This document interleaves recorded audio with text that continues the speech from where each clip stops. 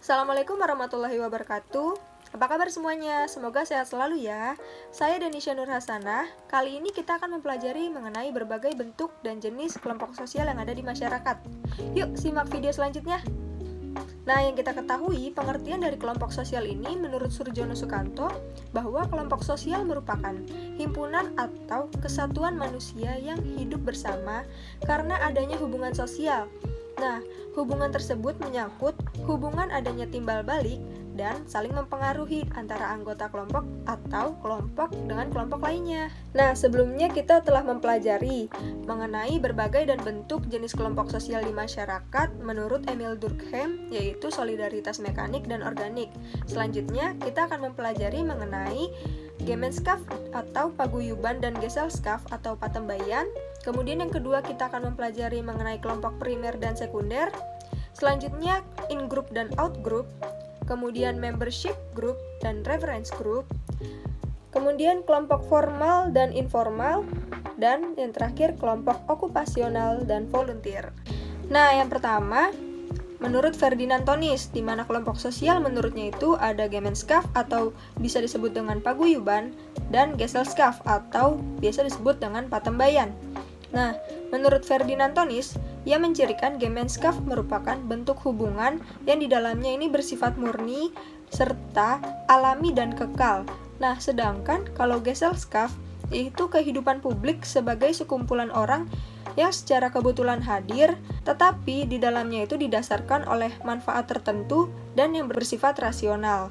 Nah, kemudian Gemeinschaft ini memiliki ciri-ciri. Yang pertama itu intim, kemudian di dalamnya ini bersifat pribadi dan eksklusif. Kemudian yang kedua, suatu keterikatan ini dibawa dari sejak lahir, seperti contohnya itu keluarga, kekerabatan, atau saudara, dan lain-lain. Nah, tipe-tipe Gemeinschaft ini ada 3. Yang pertama, Gemeinschaft by blood. Gemeinschaft by blood ini merupakan ikatan yang terikat oleh adanya hubungan darah, kemudian biasanya bersifat kekal dan kuat.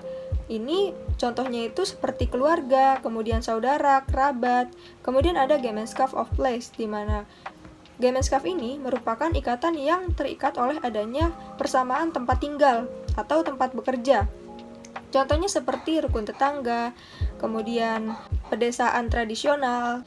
Nah, kemudian ada Gemeinschaft of mind, di mana Gemeinschaft ini merupakan ikatan yang terhubung oleh adanya pekerjaan, keahlian, pemikiran yang sama, sehingga mendorong untuk saling berhubungan secara teratur. Contohnya itu seperti serikat.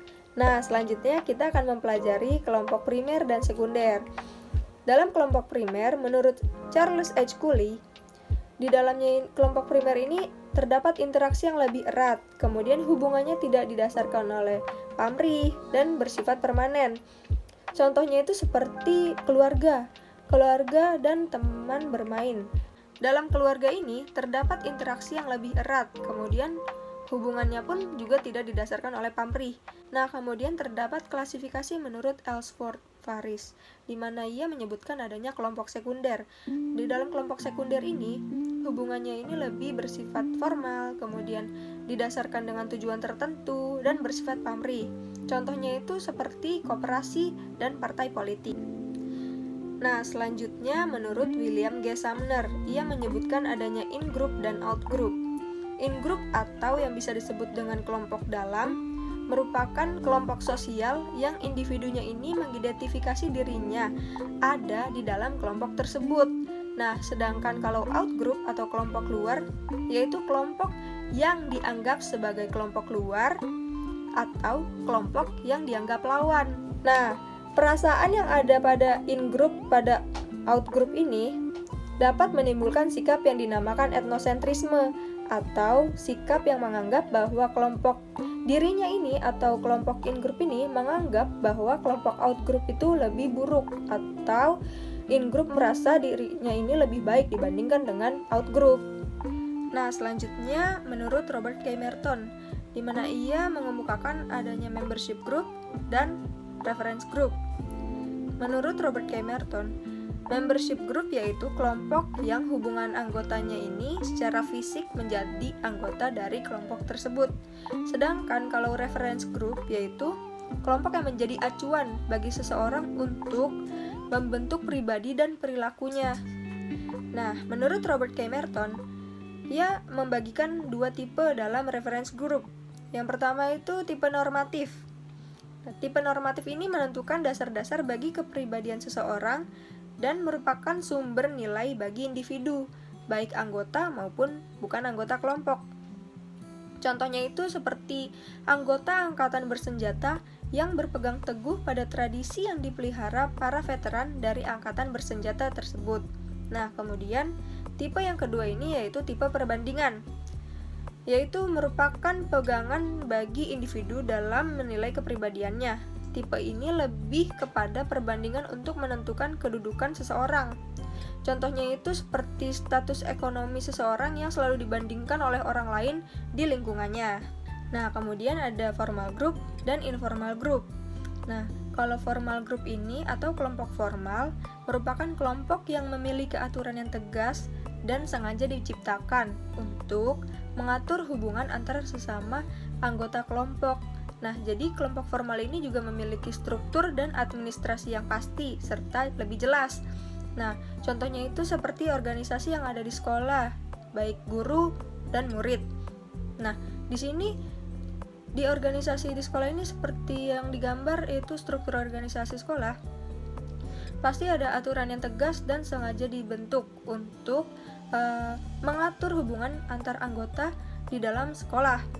Nah, sini juga memiliki struktur serta administrasi yang pasti dan lebih jelas. Kemudian ada kelompok informal, yaitu kelompok yang tidak memiliki organisasi dan struktur yang pasti.